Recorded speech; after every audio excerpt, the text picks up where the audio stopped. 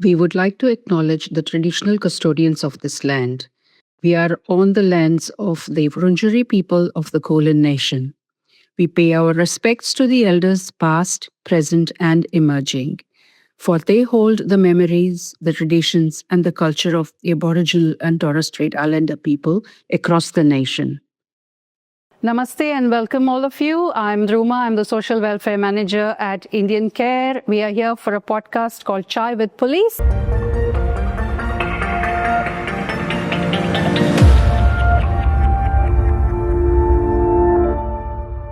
We are bringing for you a series of podcasts with Victoria Police, their proactive policing unit. We will be talking about various topics, but today's topic on our first podcast is recruitment in police. And we have 3 police officers with us today to answer your questions.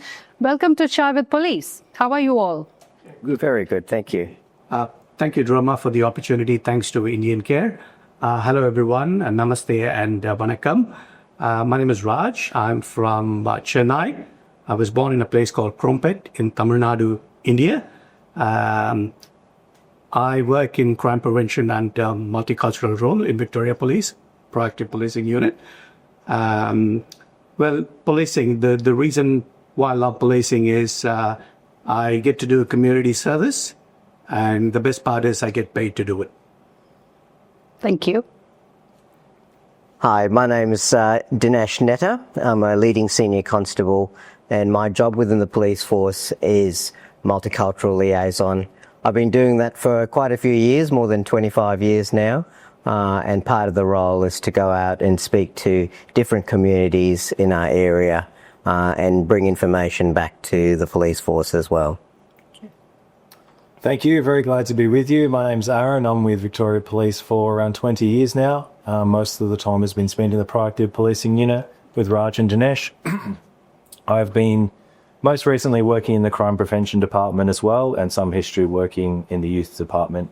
Main objective being to work with people in the community to help to empower them to stay safe, but also following up with victims of crime and performing other roles in the crime prevention space. So let's begin. My first question would be, what does frontline policing look like? Frontline policing, I've got a lot of respect for members that do frontline policing. It's the foundation of policing role, but it's also a very challenging role as well. When people try to get away from danger, frontline policing members, they go towards the danger. And also they get an opportunity to help people on their worst day of their lives. It is a challenging role, but also a very rewarding role as well. Yeah, so it could come in a number of forms, but most people think of frontline policing as the divisional van that's patrolling around and the police that they see on foot patrol or at demonstrations and things like that. But yeah, it covers a whole lot of bases, and it even includes detectives. And it can have quite a lot of variety. So one of the appealing aspects of being a police officer is every day is completely different. And when you're working the divisional van, no 2 jobs are the same, but equally there's foot patrol, there's watch house duties where you're behind the counter responding to public inquiries. There's also like demonstrations, all kinds of different jobs that happen in the city. Traffic, sporting events, there's so many different jobs as part of frontline policing. Right, that sounds very interesting, and of course, people don't know about it, so it's good to have that information. I have another question. Families are quite often worried about people joining the police because they might think it's all about danger, it's all about, getting stuck with patrolling work. So do you have any response to that? I did mention about danger, right? Yes, you did. There is an element of risk involved, but with any jobs that you do for that matter, there's a bit of risk involved. But with policing, I can understand, especially with frontline policing, there's a little bit of extra risk. Having said that, you're part of a team always. You never go to a job by yourself. You at least have one other person working with you. And the best part is we get to do a lot of training at the academy. So you pretty much prepare yourself and get better day by day. So that's pretty much what it is. Yes, it's something that as police members out on patrol and things like that, sometimes you don't think about the worry that you put your families through as well. But they do worry about you. But when you're in a certain situation that you've been trained to do, sometimes that's, the final thing you think about. You're there to do a job, the job at hand, and you do it the best you can. And the training is very purpose-built for what's happening in the community and for the different incidents. So our training providers, they will constantly look at different trends that are occurring and cater the training for that. So we do sort of twice yearly training, but we're also constantly learning when we go out on the road. Raj mentioned about training at the academy, so that prepares us to be able to enforce the law and to be able to apply the law in a fair and reasonable way. But then when we get to the real policing on the street, we need to work out at street level what to read the room, so to speak, so that we can. There's discretion, but there's also ways to apply the law that aren't necessarily what you learn in black and white. Like, things are a little bit different on the street. So what I'm hearing is that, yes, there is fair bit of danger, yes, but you do get that training to be able to respond in an appropriate manner to keep with the law as well. And yes, families, if you are passionate, you are wanting to do this work for the community, I'm sure families support that sort of work, and you would have constant dialogues with your families as well. It's important to have a good support system, for sure. Without the support system, it's extremely hard because you do different shifts, and you have to communicate with your family and tell them about all those things. So moving on, there's another area that I would like you to inform our audiences about is the eligibility to get into the police work. So Dinesh, are you able to tell me who can apply to the police force? Yes.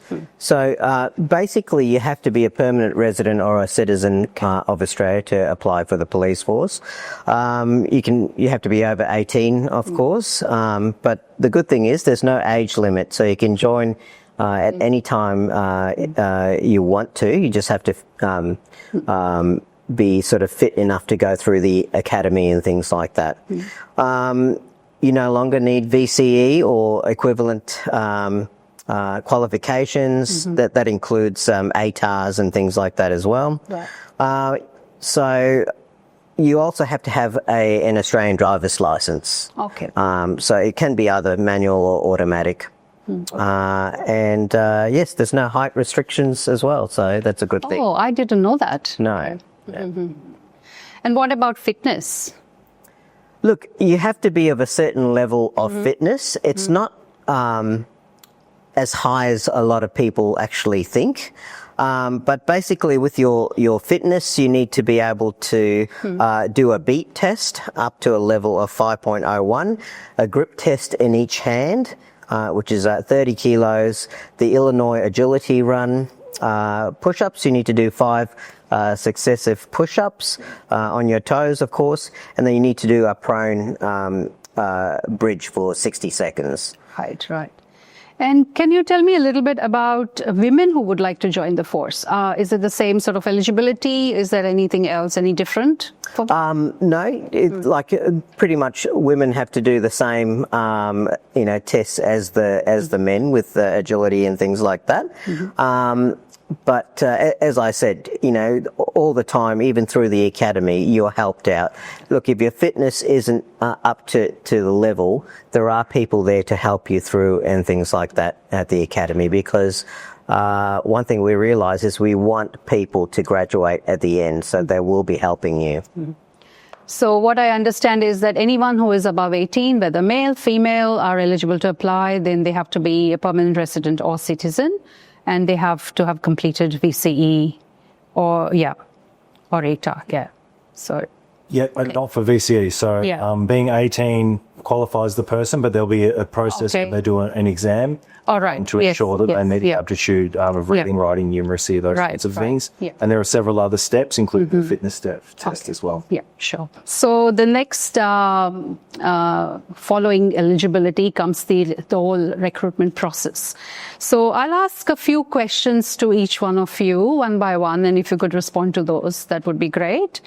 So again, starting with Dinesh, can you tell me the recruitment process step by step, please? Yep, so there's a couple of steps there, 5 steps in fact. So there's the application form, there's the entrance exam as well, the fitness test, which we spoke about, there's a psychometric assessment, and finally there's a panel interview with a couple of police officers. Okay. So before all this, you have to go on the website and check your eligibility to see if you're eligible to apply or not. There's a standard 10 to 12 questions, which is a yes or no kind of answers. You answer those questions and you find out whether you're eligible or not, and then you apply. Okay. So next question again to Dinesh. Can you talk about entrance exam and what has changed, if Yeah. anything? Yeah. So the entrance exam, it's basically been streamlined now. So it's slightly different. So it has an online option now. So in my day, there was no online. So, a lot of things are you're able to do from your own home. Okay, and it basically comprises of the 4 testing sections, which is literacy, abstract reasoning, report writing, and numeracy as well. Yeah. Right. So literacy, abstract reasoning, Yep. and numeracy. Correct. And report writing Report as writing. well. And the best part is you can get to do the entrance exam online. Yes. So if you're doing night shift work and you come back a little bit later at night, maybe 3 o'clock, 4 o'clock in the morning, if you want to sleep in. And then when you wake up, when you're ready, Yeah. do the entrance exam. Yeah. You can also do it face to face. Outside as well, like go to the Victoria Police Centre and do it. But there's an option for you to do it online as well. So these things have changed over time with, technology improving and all that, which is fantastic. Correct. It has been streamlined to make it quicker and yeah. to get people answers quicker if they're eligible or not. Yeah. And some of those concepts sound quite complicated, but really it's about basic sort of understanding of different concepts, being able to interpret information and basic literacy and the writing. Obviously, you do need to have a decent level of English. But having said that, there are a lot of tests that you can do beforehand, and there's also a lot of help out there. The recruitment process, and if you contact them, they might actually be able to give you some more information too as to how to improve any certain areas. Okay. So talking about that, are there any exemptions to the entrance exam? There are, yep, and I will refer to notes for that. So there are a fairly lengthy list of exemptions, which is great news for people that are considering joining. And if you've got previous history working in any emergency service, then that gives you an exemption to sitting the police entrance exam, which is one of the major steps. So once you cross that off, proceed to the next point. So that includes anyone who's worked in any emergency services across Australia, New Zealand or the UK. Defence Force personnel, so anyone who's worked full-time in the last 5 years in any Defence Force, for the ADF that is. Any applicants who in the last 5 years have an AT, an admissions rank of 65 or above. So if they've completed VCE, having got 65 or above as their ATAR, then they're also exempt. So that's where the difference being, if you've completed that, you can go straight to the next step. There are a few more, and I won't read all of them, but the public servants, so if persons worked in grade 3 or higher in public servant, and this is for the individuals, they will know that once they've seen this, then they can proceed and they don't have to do the exam either. Anyone else, who's been a police officer in another state or territory or in New Zealand or the UK, that will also exempt them from having to do the entrance exam. Lastly, any current university student in their final year of criminology or any similar degree in Australia, New Zealand or the UK, and they would also be exempt, being that they would have already demonstrated the English writing skills that are required for that. Again, all this information is available online. Right. Yeah, fantastic. Yeah. So Raj, I think there are also psych testings involved, and which makes people nervous a little bit. So can you talk about that a little bit? Yeah, psych testing is all about whether the job is suitable for you or not. Because when you become a police officer, you go out and protect people. You see a lot of things in the job.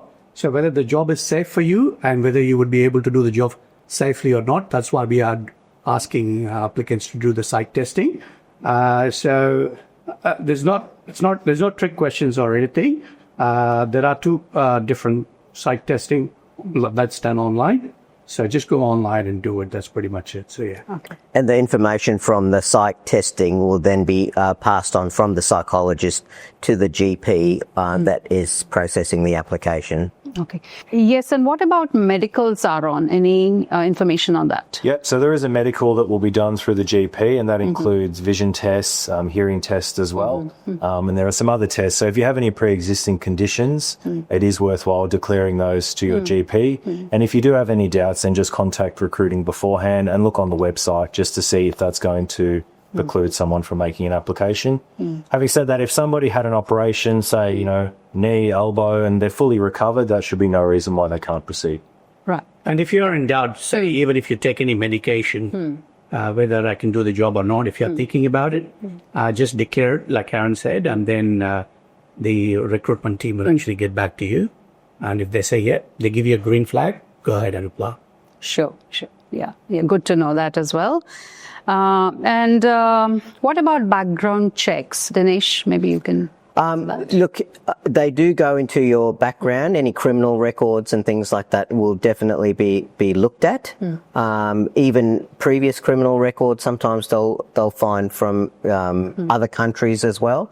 So it's best to be honest and declare everything. There are certain minor offences that will be looked at and maybe waived, but it all depends on the people who are currently doing the processing. So the best thing I can say is be honest with anything that you've done, including things like speeding and stuff like that, extreme speed I'm talking about, because, that'll all come out in the end. Okay.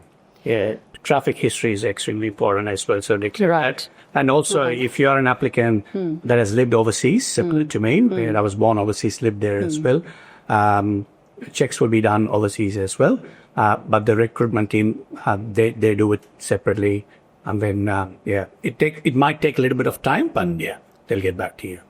The other thing I remind potential applicants is watch what you put on social media. Social media can be your best friend, but it can also be your worst enemy when you're applying for jobs, any job. So no doubt would be looking at that as well. Right. Talking about visas, you already mentioned that the first applicant has to be either a permanent resident or citizen. Can someone who has applied for permanent residency but has not got it yet apply, or no, they have to have that confirmation? Yeah, they have to be a permanent resident before they apply. Because when I applied for the job, I was a permanent resident. Right. So first thing I did was to give a call to the recruitment board and spoke to them. I'm a permanent resident. Can I apply? They said, yeah, you can. So you have to be a permanent resident for you to apply. All right. Yep. Again, Raj, if you can just tell us about how long it takes for the recruitment process. It has changed a lot. It's gone slightly quicker these days. When I say quicker, from the time you apply for you to get the offer, it takes 180 days maximum. For some people, they might think it's such a long process. But just a heads up, when I applied, it took me 1 year and 8 months. So 180 days is nothing compared to that. But having said that, because you have got to go through a lot of different process and few checks, background checks and everything, it takes a while for you to do it. And normally they also realise some people have already got jobs and things like that when they're applying. So they normally give you about 6 weeks notice, prior to you joining up and getting into the academy. I've also heard about panel interviews. So that's also part of the process. And people generally get very nervous about it. So can you share a little bit about that process? Yeah, I sit on few panel interviews every now and then when I get an opportunity. The panel interview, look at it this way. It's an opportunity for you to show what you are capable of and bring your personality to the table. That's the main thing. And panel interview, they don't expect you to know the police procedures or the legislation or anything. They expect you to have a bit of common sense and a little bit of communication skill. That's the most important thing. So you will have quite a few behavioral-based evidence questions. And the reason why that is important is your past behavior is an indication of how you're going to be in future as well. So if you have got certain qualities in the past, you will be able to convert those qualities and bring it to the table. And then on top of that, you also have quite a few scenario-based questions that would be asked. Again, I'm going to say you are not expected to know the police procedures or anything.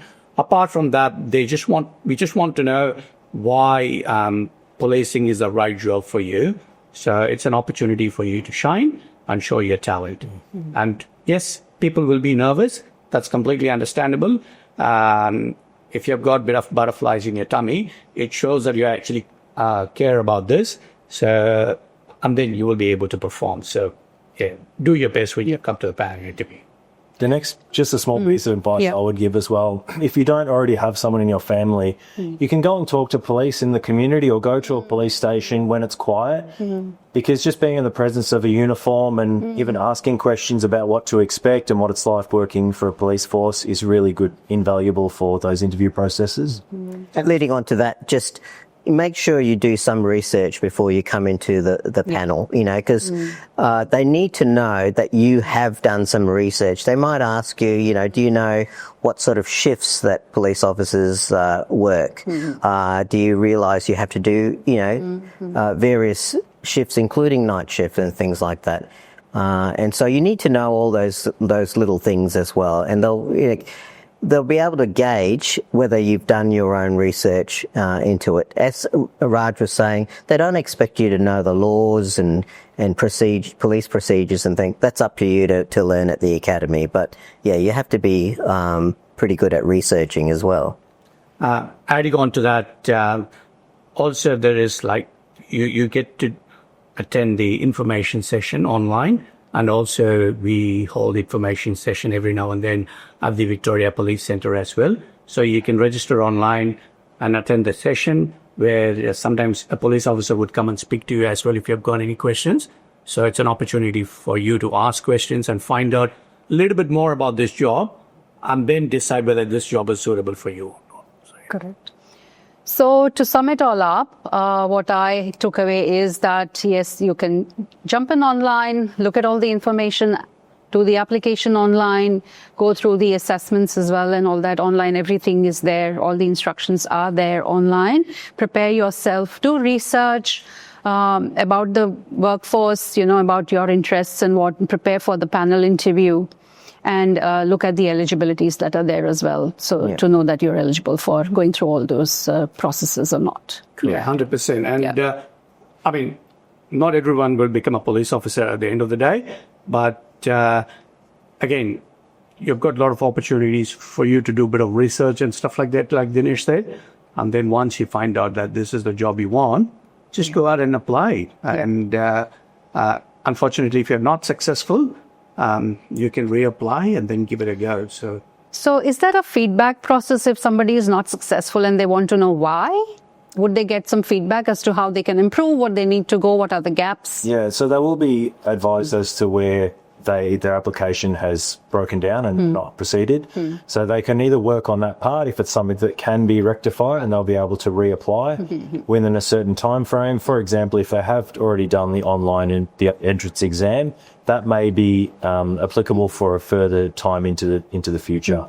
So they don't have to resit that. They can recommence their application from that point on. The other thing to consider is they may also be able to apply for PSO, like Protective Services Officer, which are the they're not police officers, they're PSOs, which are at train stations predominantly. That's an alternative. There's also custody officers who work in police stations, helping people that are in custody in terms of transport, meals, etc. So there's various other roles. There are also unsworn or Victorian public servant jobs too. So it's not just police officer. There are many, many roles that people can consider if policing isn't for them at that time. And then they can revisit the idea of policing down the track if they wish. So moving on, I would really love to know, or even our audience would like to know all about diversity in recruitment. So my question to you, Aaron, is when a young person who has just turned 18, just out of school and is wanting to apply, what would be the advice for this person and such other young people who would like to join the police force? Yeah. Look, my advice would be that if you are considering a policing career in your mid-teens, maybe you're 14, 15, and you're considering that as a career, try your best to get as much life experience within the limitations of still going to school. I understand that, but a lot of people will get a part-time job. Volunteer work can help a lot as well. The more that you're exposed to different elements of the community, dynamic situations, it doesn't mean you have to put yourself at risk, but just doing things like working at McDonald's or working at Kmart, volunteer work with some of the major outreach agencies in the city, for example, is a really good step and can certainly have someone get some good life experience, especially if they're looking at joining at the age of 18. And if you have taken a gap year and if you have traveled a little bit, that can definitely help as well, because if you travel a bit more, be to other countries and stuff like that, got more experience. So I always suggest to young people even look at something like surf lifesaving, to help volunteer there. The SES, State Emergency Services, that's a really good one because they will train you how to use a radio properly, how to help people out. And so that's really looked at very fairly if you've done some volunteer work with the SES. So my next question is, again, on diversity in the police force. So what does it look like? People from different backgrounds in the police force, different cultural backgrounds, different countries and all that. So how does it look like? yeah, I've come from a multicultural background as well, and we've got quite a few protective service officers and police officers from Indian background as well. Having said that, not only Indian background, African background, other communities, they've all been part of Victoria Police for a while. All the diversities, we are welcome to apply. If the role is right for you and if we think that you're suitable, you'll be working with us. Included in diversity, of course, is the LGBTIQ plus community. And we're very diverse in that as well. We're very inclusive. Yeah. And what does progression look like in the police force, the career-wise? One of the advantages of joining police, and as Raj said, it may not be a career for everyone. Having said that, there are so many different careers within one job. So you will start doing general duties where you work in divisional van, watch house, foot patrols. Once you decide what direction you want to take, there are many different options. For example, there could be becoming a detective where you're criminal investigation unit, so you solely focus on bigger crimes. There are water police, there's dog squad, there's air wing, there's highway patrol, all kinds of other different units, and I've only just scratched the surface. There are so many different directions people can take, many of which, like proactive policing unit, which is where we work, I didn't know that existed before I joined, and I've been here for many years now. So that's probably one of the great things, is that if you're not enjoying what you're currently doing and you've been a police officer for a few years, you can change direction and do something completely different. Yeah, and it's amazing how you might think which direction, when you first join up, you might want to be part of the drug squad or something like that. And it's amazing how that changes through your career and you find your own niche and you enjoy what you do. So what I'm hearing is there are different areas where police can work in depending on what they really enjoy and like. So crime prevention, drug and alcohol, family violence, and some others. Absolutely. Depends what you're passionate about. But if you join and you have an existing love for, say, motorbikes, for example, you could go to the special solo unit. All right. If you love horses, we have the mounted branch.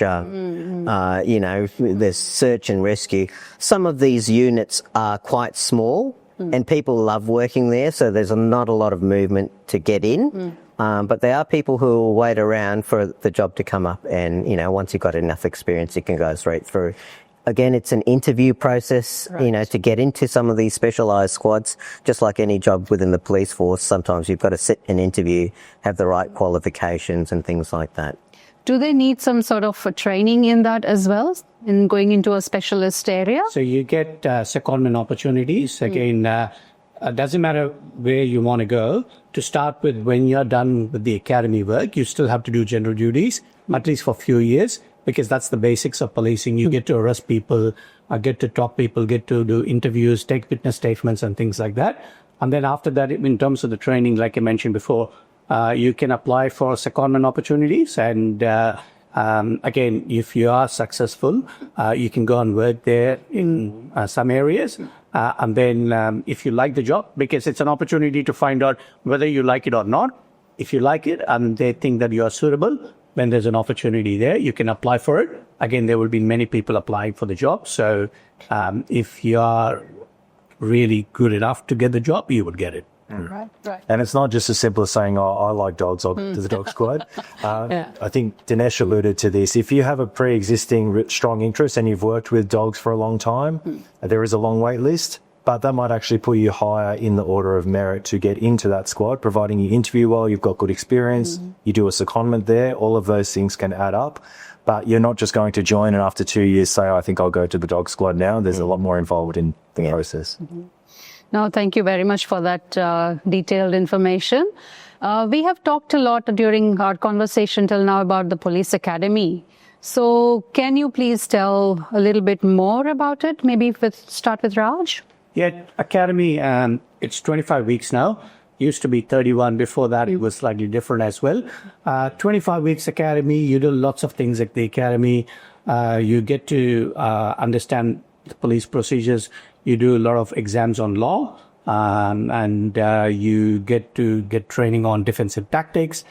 You get a lot of PE lessons like strength training and cardio sessions. You go to the pool, and then you practice a little bit of radio communication as well. You do a lot of practice on how to arrest people, how to use radio and things like that. And then you get to do the firearms week as well. If you have never touched firearm before, that's okay. The best part is you get paid to do the firearms week. A lot of people love it. And yeah, pretty much. And also within the 25 weeks, you get placement at a police station where you go and work at the watch house, which is where you answer phone calls and assist with counter inquiries and things like that. Also, you work on the divisional van, work with another member, actually 2 other members. So you work in a sedan and then go on patrol and then respond to jobs and things like that. So it gives you a glimpse of what policing life is all about. And then it prepares you, and then you start with real world situations after that. And again, you work with a senior member all the time, especially in the first 2 years, till you get your first right. And then you become the senior member if necessary when you are working with the junior members and things like that. So that's how the police academy is all about. That's what police academy is all about. But yeah, it's a good role and it's challenging, but you will have ups and downs. Not all days are the same. Some days you will feel really excited after finishing. Some days it's not the same, which is why, like I mentioned before, it's important to have a good support system and also have a hobby in place so that you can fall back on that and then refresh yourself and come back and work the next day. I think if people remember back to when they got their driver's license, it's a good indication of all the things you do. You know, you have to study the road rules and do a driving test and all that. But graduation's always the best day because you know you've achieved something in life, especially graduating from the Victoria Police Academy. I always suggest to people to go on YouTube. Victoria Police have got a lot of videos out there on the police academy, what happens there, speaking to recruits and things like that. And that'll give you a good indication of what you'll go through. And the other thing is just to follow the social media of Victoria Police and other police forces for that matter, because you'll pick up different, they do it a lot better than they used to. They're certainly a lot more in touch with the younger people in how to engage the audience. They show a lot of videos around recruiting, different jobs that they go to as well. So you get to a broad spectrum of both the type of work that happens, but also the training procedures as well. So the placement after the academy, is there any choice there, or they're just placed as per whatever, you know, your processes? You normally go through with your squad. So the whole squad after graduation normally they might come into the city, and Melbourne East Police Station, where we are, is a training station as well. So they'll come in and go through. They'll learn how to do traffic duties. Sometimes if you're driving through the city, you'll see about 12 police officers at an intersection. Nothing's actually going on. They're training how to do traffic and things like that. And then at one time you'll also go to the booze buses, the drug and alcohol buses, and again you'll be put into various squads to go out there, and that might involve a lot of evening shifts and things like that on the booze buses. And yeah, when you're at Melbourne East and Melbourne West in the city, sometimes we have a lot of demonstrations here. We also do a lot of nighttime work on Fridays and Saturday nights because it gets very busy. And so you'll get a good varied, training session in each placement, and it gives you an indication of where you want to go. And once you're done with that, you get to work at a police station for 3 months, where as a part of an academy work, where you go and work at a police station, watch as a man, that's the same police station where you go and work for 3 months. And then after that, you will go and work at another police station, which is going to be your training station. That's for 18 months. And then that's when you become once you finish that, that's when you become the first constable. And then you will get placed at another station, or depending on what it is, you might be at the same station. And you won't choose specifically the station, but you'll get to sort of put in an area that you want to work in. It's probably best not to work directly in your own suburb where you're living, but it might be a few suburbs over, or, half an hour drive or something like that. There's no guarantees on that commute time, but they will try to assist best possible so that they don't want you working way out east when you live, right out in the west, because that's not practical. Yeah, that's an important point. So the academy looks after that. So. Okay, a lot of information there as well, but it sounds very exciting, all about the academy. Yeah, it is. It's a good place to be. And as I said, you're doing it as a group of people. It might be the only time you work in such a close team environment. And people that you go through the academy sometimes are lifelong friends. So it's a really good thing. I'll ask the question and point out who has to answer, if that's okay. So let's begin. Paid training, Raj. So paid training? Paid. Paid training. I'm always thinking. Thank you. You noticed. You get paid right from the word go, the academy. But top of the I think the probationary constable, they get about $81,000 approximately. Not while they're at the academy, but once they become as one police officer and then become a probationary constable with shift work and stuff like that, that's how much they get paid. But right from the first day, you get paid at the academy. Okay. Leave, Aaron. Yes, I'm just referring to my notes, but I know very much a lot about leave. So you get 9 weeks leave as a police officer. You don't get automatically public holidays off. So if you happen to apply for leave over a week and it contains a public holiday, of course you're on leave. You don't work that. But as a matter of course, a police officer won't automatically get leave on a public holiday. There are penalties that apply for certain public holidays, so that helps financially. But certainly with the 9 weeks leave, it helps for especially people that might have a family and with school holidays. Again, you do need to apply and you won't get automatically chosen for that leave. There is a process to go through, but the roster sergeants and the station will try their very best to accommodate what your requests are.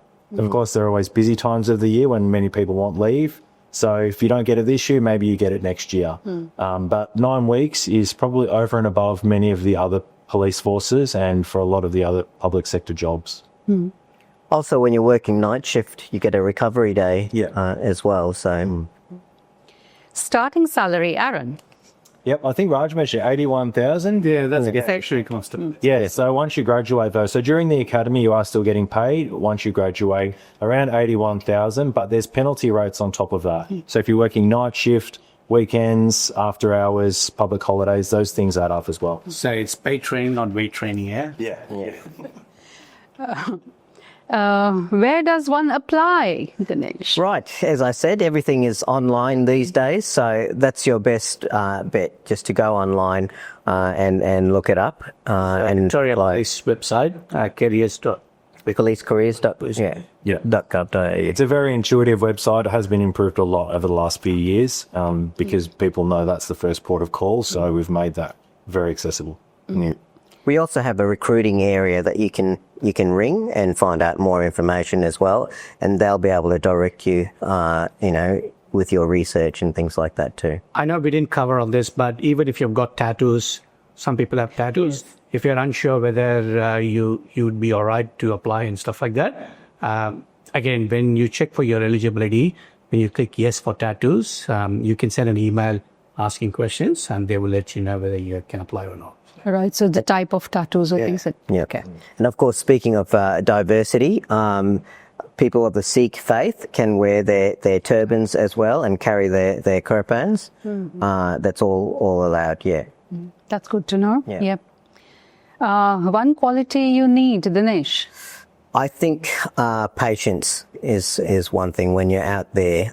Sometimes it's a good quality to have, and realise that time is sometimes on your hands, and to have a little bit of patience.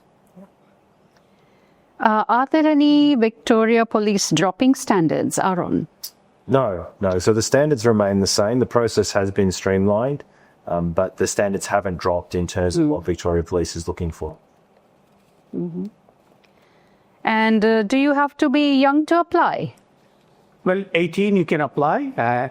Last year, the recruiter of the academy, he or she was 59 years old. So there's no maximum age limit, but the minimum requirement is 18. Okay. And this is for all three of you. Anyone or all of you can answer. It's just a final message to everyone watching this podcast. So yeah, please. Who are sort of deciding whether to apply or not to apply.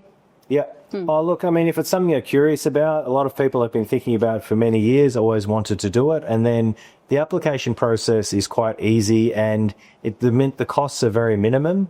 So if somebody's thinking about it, I would encourage them to do it. At the same time, be aware of what you're applying for. That's where talking to the community, talking to police officers, a lot of this stuff is available online as well to have a look at. But the online world is different to the real world. So you need to go out, talk to a police officer, see what happens in your local community, and then work out if it's the right fit for you. The good thing about the occupation is, your regular pay. You don't have to worry about contract work and things like that. So it's a good thing to have. But, I remember when I was applying, a long time ago, I was quite reluctant. I didn't know what it was all about. So be a bit brave, do your research, put your application in, and as they say, throw your hat in the ring. If you're on the fence, but you think you've got the compassion, and deep down, if you think that you want to help people, this is a job for you. So go ahead and do it. Thank you very much for joining us and sharing so much of information about recruitment. I'm sure many of the youngsters or even older people might get inspired and apply tonight. Yeah. So, experienced people, I would say. yeah. Thank you, Rabbi. Thank you. Thanks, IndianCare. Yeah, thank you. Thank you very much for listening to our first podcast. We will be back again with another topic. So stay tuned with Chai with Police. Thank you.